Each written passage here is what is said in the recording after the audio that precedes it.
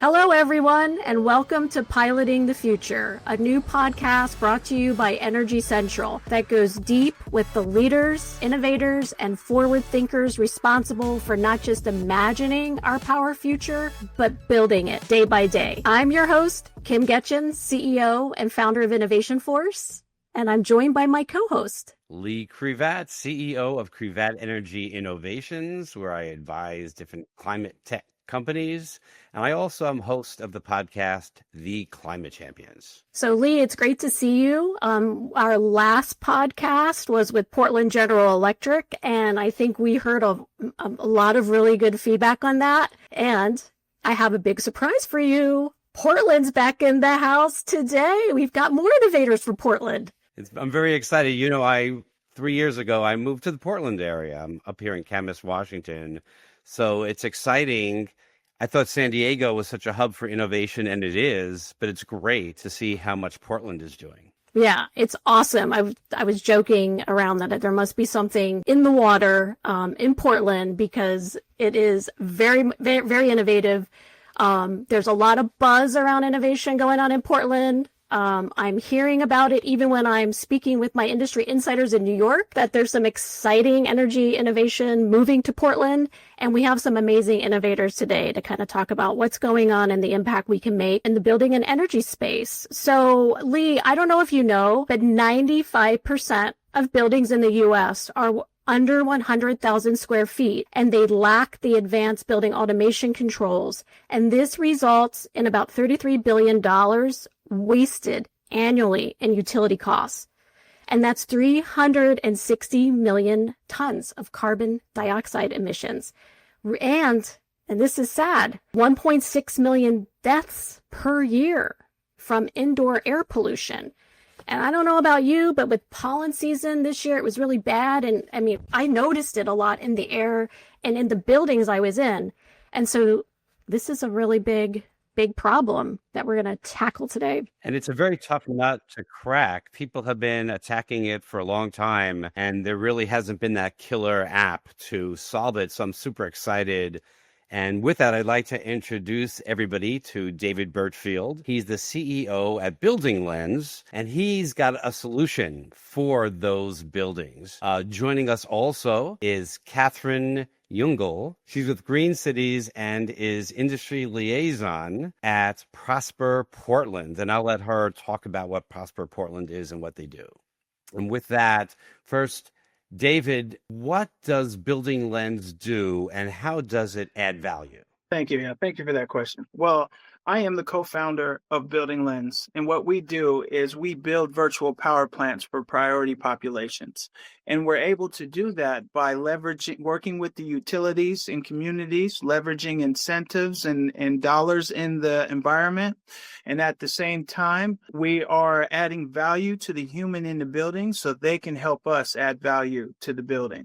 So through that, our end goal is to get them to a virtual power plant. You use the term priority populations. Can you talk more about that? Yeah, my pleasure. So priority populations are Black, Indigenous, people of color, people who live in rural neighborhoods that don't really get the utility services, handicapped people, people who are gay and lesbian, and also, people who, even children. Priority populations are future. So all of those people that need our help, those are the people on the front lines that we want to make sure are protected. I'll tell you my experience a little bit at San Diego Gas and Electric with VPP, and it was more around demand response. And first of all, if you walked into a Home Depot, when they called the demand response, it was hot in there because they were signed up and they had to turn their air conditioning off, or we turned it off. And you just pass all these customers complaining, it's so hot in here. It's so hot in here. So I don't know if Home Depot stayed on that plan, even though it got them better rates. Also, often utilities don't even count the reduction as part of their resource planning. So can you comment on that? What are your thoughts? I mean, my thoughts are they're coming to a place where they have to. meaning climate change is rearing its ugly head. And then all of a sudden we have all of these data centers to build when it comes to AI. Electricity is becoming more and more expensive. So the lowest hanging fruit is distributed energy resources. And where they have not neglected necessarily, but actually have not provided value is in priority populations. And that's where all the savings and everything is at. So the most bang for your buck is on the front lines. That sounds great. Catherine, why did you choose BuildingLens to work with? Well, I work for, so Prosper Portland's the economic development agency for the city, and we offer a ton of different programs for businesses of all sizes. And so I sit on a team where we focus on different industries where Portland is competitive, sort of our iconic industries. Like, everyone knows Nike's in Portland, right? So athletic and outdoor is one of our priority industries. And so I work with companies in this broad category that we call green cities. And so that means that's like mobility, environmental services, energy, and green building. And I'm working with all of these businesses in the energy sector and beyond. But David has been someone where there's just been a really easy way for us to work together and add value. So we'll take companies to trade shows. So we'll do like small trade show grants. And so I think it was the first time you'd been to Distributech, David. So we went down to Distributech together, and we have a really robust energy efficiency community in Portland. We have a long history of that. Even though it's like fairly cheap electricity rates, we did a really good job at energy efficiency and keeping that, keeping the load and not having to reinvest in new infrastructure. So David really comes from that community. And then, we have it's called Portland Clean Energy Fund that David is involved with in a lot of different ways. And that is really delivering on what David's talking about, is delivering clean energy to frontline communities. So whether that's smart water heaters or, more efficient heat pumps. We have an entire fund. I think it's the first of its kind fund in the country to get that technology into those homes. I think the reason why it's great to work with David is there's a lot of touch points for us to work together. And because I work for the city, I'm sort of the front door for companies to the city. And there's a lot of work we're doing in Portland. We were the first city in the country to have a carbon reduction strategy in 1993. So we're very, very dogmatic about reducing our emissions and developing programs and technologies to do that. Katherine, you had talked about the grants and how it was the first one in the country. What do other innovators need to know that are listening to our podcast? Can they find you online? Would they be able to apply for some of this grant money? Just want to make sure you can give a plug there for that, because I'm sure a lot are perking up right now. Yeah, I mean, Portland Clean Energy Fund, it's a little more complicated. It covers a lot of different areas. And I'd say the best way to have a front door to Portland is to contact me. If you're a company, you're like, I want to know what's going on in Portland. I have a website, very easy, webuildgreencities.com. Just go there and then you'll find everything about the industry in Portland. There's a contact form, there's a newsletter, there's I have LinkedIn. So I think if folks want to know what's going on in Portland, I have like a central events calendar. That's the best way. With PSEF, there's a lot of different categories. A lot of their funding's meant for community-based nonprofits, but we actually are going to be launching a new industrial decarbonization fund. And I think we're excited to see what innovation we can forward on the energy side with industrial decarbonization as more manufacturers want to electrify. Yeah, I came here from San Diego and I don't regret the move. Speaking of San Diego and Distributech, since you mentioned you got together at Distributech, I do a live podcast there every year. And this year it's going to be in San Diego, or I should say in 2026, early 2026. In February, it's going to be in San Diego.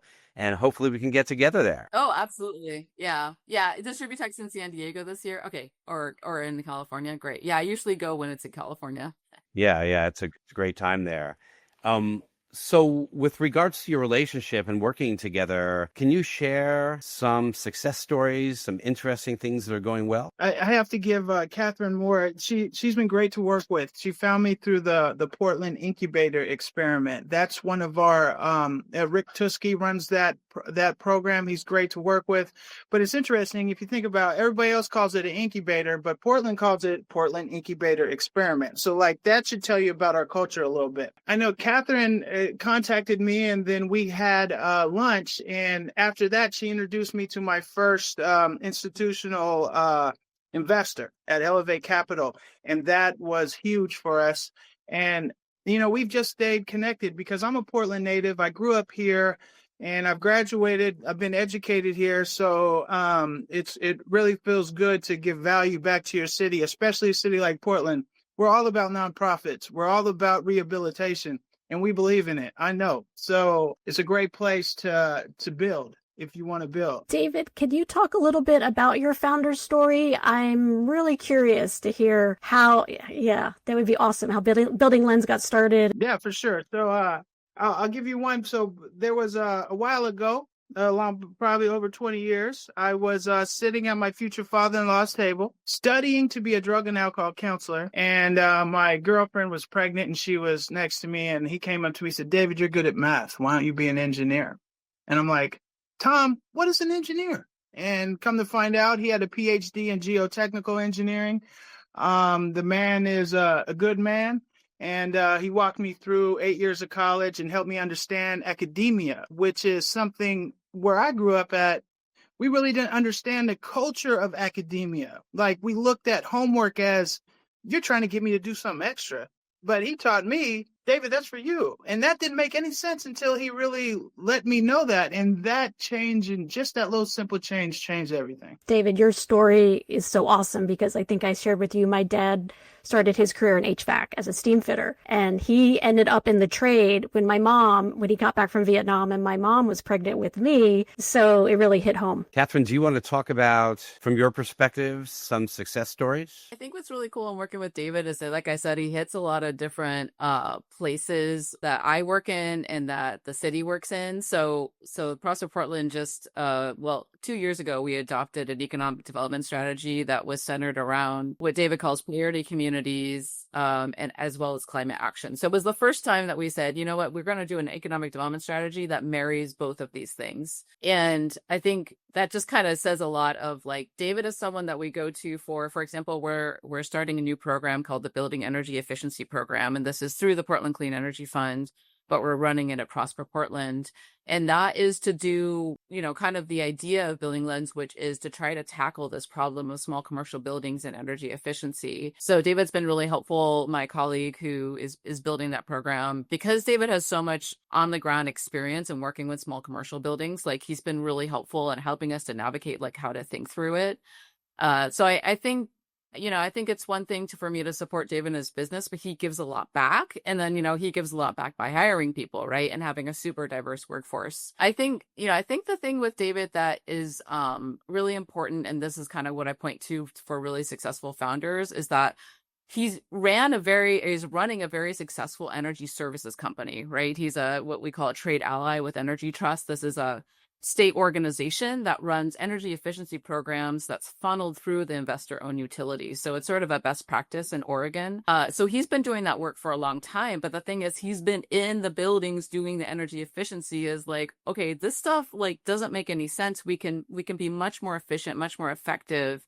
And so he's taken that and then build the BuildingLens product. And I think oftentimes you'll see founders that will develop a really cool technology, but they haven't had that on the ground experience with the customer. And I think that's what's really unique about BuildingLens, is that he's able to combine the on the ground experience with the product. When you talked about working off of each other, like each adding to what each other does, reminded me of improv comedy. I do improv at Comedy Sports Portland, and I do it at Funhouse in Portland. You heard it here. Go see Lee. I want to try that. I love the talk. Yeah. It's all about yes and. Like, one of the people will say something, the other agrees with it, supports it, and then adds. So it sounded like a very improv-y relationship. It was exciting to hear about. Culture in Portland, I would say, too. I want to give a shout out for Allegra Hodges, the Strategic Innovation Manager at PGE. She uses this technique all the time, and you would have heard it in our podcast. I was so glad it came out. She always puts, instead of saying but or, she always says, and we can... I've learned a lot from her by and improv and lead. Allegra's great. I work with Allegra on a number of different things. Yeah, she's fantastic. I don't know, David and Catherine, if you've met Jason Traeger. He's the CEO of Plentiful.ai, but I think his product, because it really looks at buildings and analyzes them using AI, there might be a lot of synergy with what you're doing. I know Traeger. I like Traeger. Yeah, I know. I know. Yeah. Before I haven't talked to him about this new, because he's kind of one of these, like he's a serial entrepreneur, so I need to learn more about. I know he's been kind of. Yeah, I'll have to talk to. Yeah, he's one. I can reconnect you. Yeah, it's pretty exciting. Yeah, he's one of, and he won NREL, a huge grant over there. So yeah.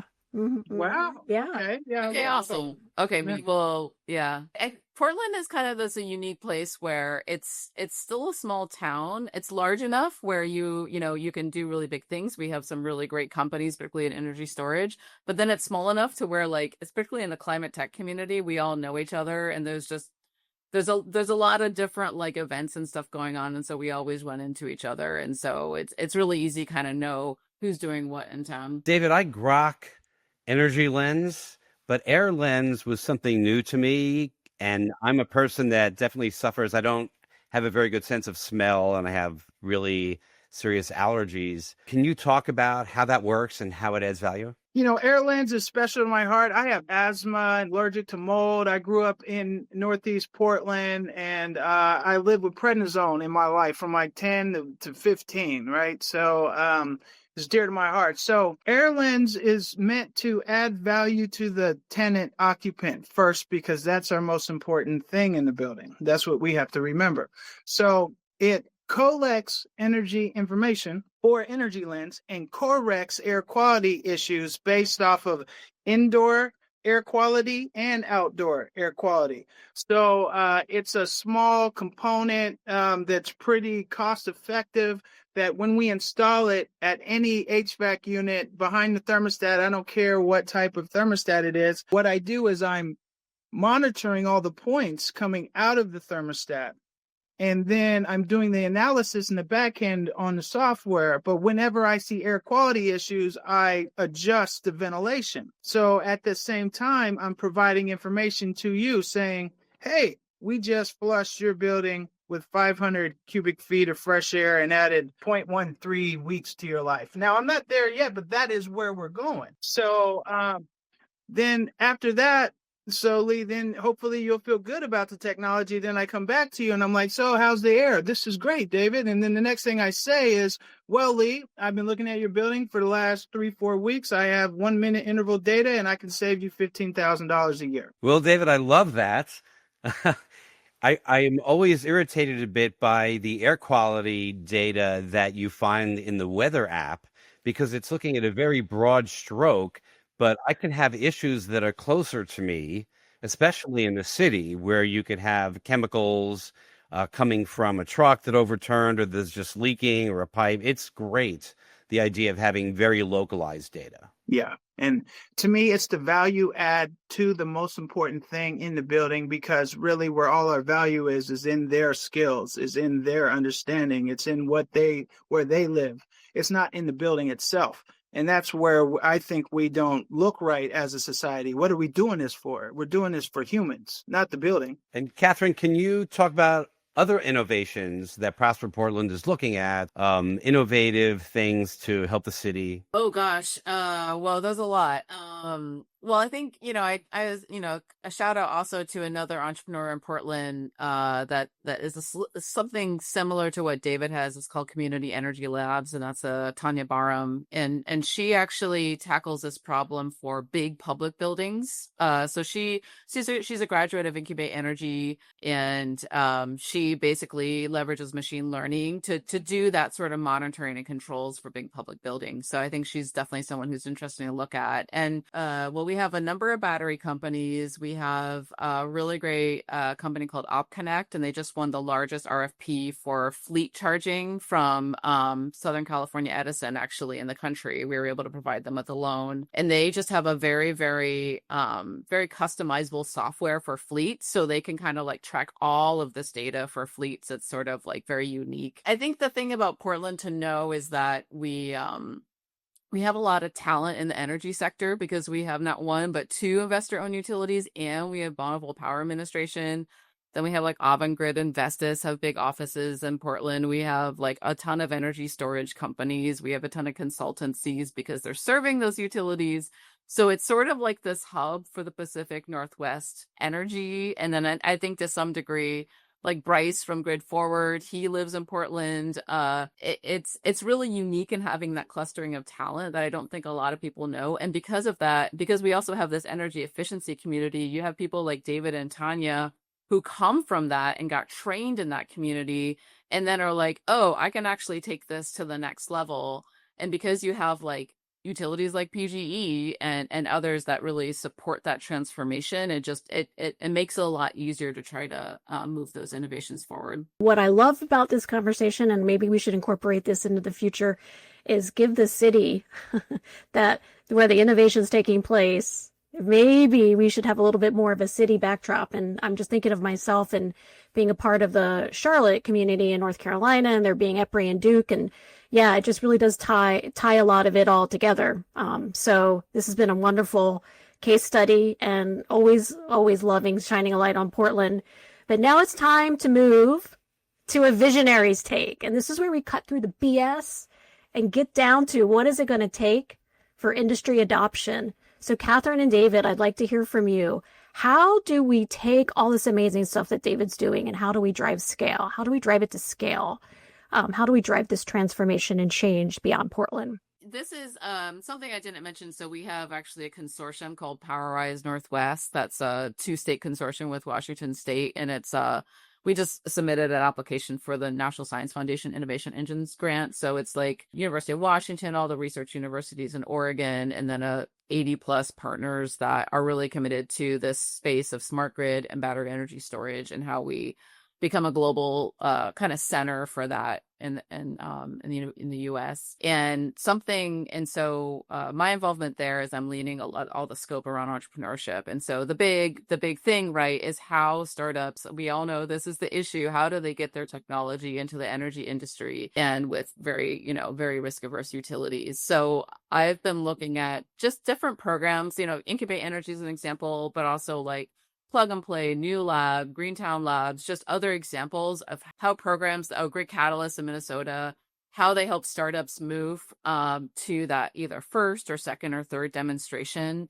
And so I've been doing a lot of like research on best practices there. And it's a heavy lift. Like, it is a long-term commitment. I think if you talk to anyone utilities that's trying to like take particularly like a startup innovation and move it forward, I mean, we're talking like 2-3 years, particularly with this hardware involved. So what I've been trying to do is, and we're definitely exploring options for launching a program like that in Portland. We're talking to different partners and seeing what's possible, because I think you really need folks who know that very well. And like, you need a third party that's going to work with a startup utility and kind of really manage that process.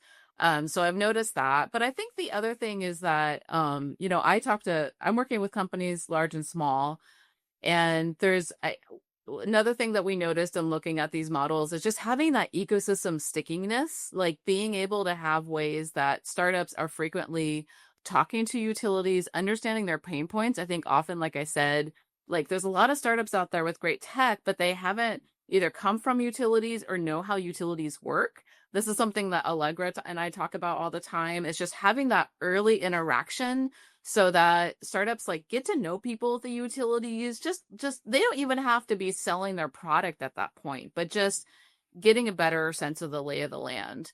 So I think that's something that we're trying to do in Portland, is just kind of create that stickiness where people are in the same room more often. They're understanding the pain points of the end customer more often. David, for you, how do we make buildings VPPs everywhere? Like, what are your thoughts? How do we drive this transformation? Well, my thoughts come from, working within the utilities and such. And it has to begin with, I got to frame it right. And that is, the truth is that so utilities got to be perfect. 99.99% of the time they have to be working, right? And that type of perfection, it eliminates innovation, right? Because of they just have to be on. And so that fear, to me, is what creates the protective business type of duties they do. Now, from a qualitative standpoint, all of that has leaked into all the companies around them, right?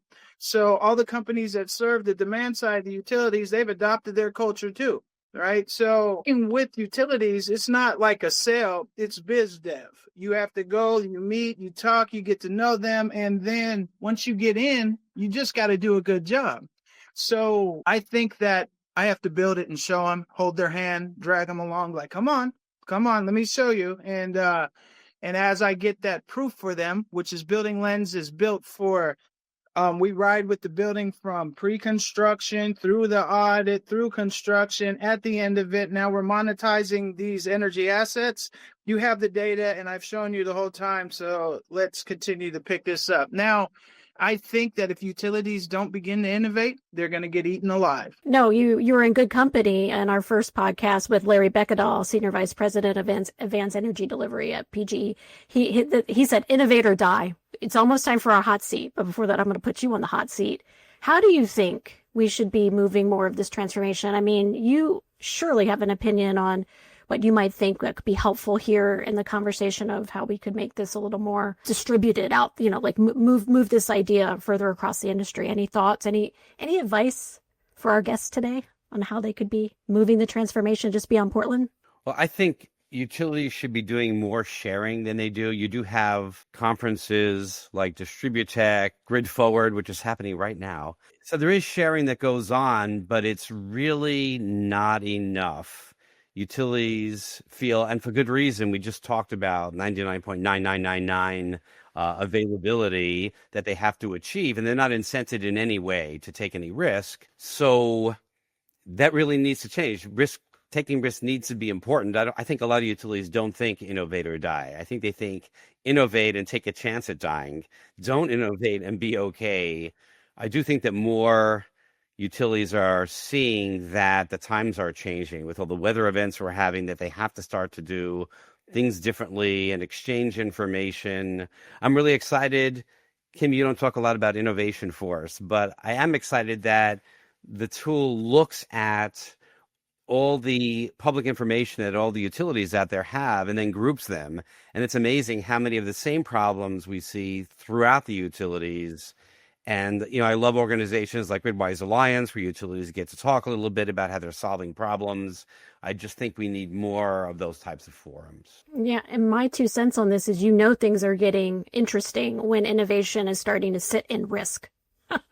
Or your risk department is actually supporting the innovation team. And their, reasoning for that is like, if we wait too long, we will be in a bad situation. And so from what the lens I'm seeing it at Innovation Force is, we go out, our AI will read and generate challenge statements, problem statements from public filings from all utilities. And when you start to see challenges in a public filing and you're an innovation manager and you're thinking, this is the first time I've seen this challenge in my company, and it's going to take me 2 years to pilot this before I'm going to feel good at moving it to production at scale, we're in trouble. And I think this is a big message for, a lot of people out there, maybe even some of the policymakers and regulators. The challenges that are in these documents need to be worked on earlier, and embracing innovators like David, like myself, like some of the other innovators that are on the Innovation Works platform, so that we're able to get through these rapid pilots and be able to hit that 99.9999% reliability for a regulated utility. It's not going to happen if we're not finding these problems and solutions and testing them and trialing it and having some amazing transparency and collaboration through folks like Katherine and Prosper Portland. Like, it just doesn't happen. So I think it's time to realize that maybe innovation should become part of your risk department. It's like a whole nother change in thinking, right? Like, we learn so much when we go out and take a chance. We don't learn anything if we're just sitting there winning and collecting dollars, right? So that those type of winners is why we're in the position we are in today. Unfortunately, those cultures run very deep, and the officers are paid for those results. Yeah, I was just gonna say, I think too, there's always the opportunity to start with the end customer, and I think that's something too that will motivate utilities to look at innovation. Is that if you have a product and you've been able to, your customer is a small commercial building, or say your customer is a public school, and you're able to show value in what you've been able to deliver the customer. I think that's something I see as a trend with entrepreneurs in the energy sector, is like, start first with the customer that the utility is trying to serve, because in this era of a two-way grid, as we transform more to a two-way grid, utilities need to solve those problems. So I think often the way to get utilities involved in innovation is to see that you're delivering value for their customers that they want to deliver value for. Perfect. That's absolutely right. Work backwards from the customer. And that's what your regulators want to hear too. All right, Lee, I think it's time. Yeah, let's move. Let's move to the rapid fire. I'm going to ask some rapid fire questions, so I might take a while to ask the question, but if each of you, if you have an answer, just 30 seconds. So a really quick summarized response. So I remember a time when there was very little solar distributed, and a time when there was very few distributed batteries. And now there's a lot of both of those DERs, distributed energy resources, but we still don't have a lot of VPP. So 30 seconds, what's it going to take to make that transition happen where it's an everyday product? I mean, I could take a shot. I think that as we got to start with the customer and work out all the unscalable things at the customer level, right? And then we have to work directly with the utilities to do that. Now, once we get a replicable model and backup from the utilities and showing how we have done that, then I believe that understanding will take place. You'll see all the data, you'll see everything, and then we just take that recipe and put it in the next place. That's my thinking, but I'm the entrepreneur. I would love to hear from Katherine. I don't have an exact answer for this, but I do think utilities need to have the right incentives. Can't really tell you what those are right now. We actually have a bill right now in Oregon to mandate third-party aggregators for VPPs in Oregon. Don't know if it's going to pass. It's in the Ways and Means Committee, but there's some sort of middle ground there. But I would say, just building on what David said, customer education, the VPP is a very technical term. What does that even mean? Well, it's a very intuitive concept, right? If it's like, if you're at the peak time of energy load of a day, you just, like your Home Depot example, you just, dial it down. And I don't think there's we need more customer education and how to interact with the grid, how you now are an active participant in it. And it's really tough to do. And I don't think utilities can do that alone. I think there needs to be a broader effort on customer education. I just have to add to that too, Katherine. I mean, I really appreciate you saying that, because in my mind, priority populations, at least the ones I come from, we're the best optimizers in the world. Why? Because we got to deal with lack of resources, right? So once you teach us how to optimize, okay, we got it. Let's roll. So I agree with you, Kat. It's a very easy concept, but we make it all techie and engineering and stuff to, separate ourselves. But we got to quit that. Next question. What issues around energy efficiency and air quality in cities aren't talked about enough? Okay, I got one for you. I think insulation, more like blow-in insulation is just super toxic. There's actually, apparently there's an innovation for wood fiber and water in Germany called, I can't remember what it's called. It's like Schamholz or something like that. So basically you can, it's a thing that can replace blow-in insulation. That's just like a lot of chemicals. So that's maybe kind of a little bit of a different tact than the energy side, but man, you got to start with insulation and energy efficiency.